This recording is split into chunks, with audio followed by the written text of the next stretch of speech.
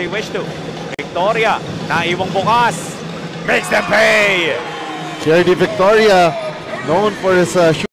Panting nga dito ang Antipolo JY Titans as they set up Curdy Victoria for another triple, his second of the ball game. Second of, actually that's back-to-back triples, including the 4 remaining dito sa ating second period.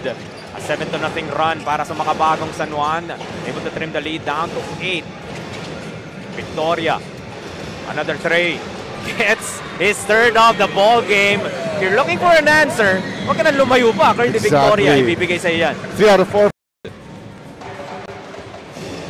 JY Titans though will get another opportunity. Victoria with strong side for another bucket. JRD Victoria once again taking advantage of the seams in that Makabagong San Juan heavy traffic, and finally San Juan just down by 2 buckets. Victoria with a sidestep. Masakit yan.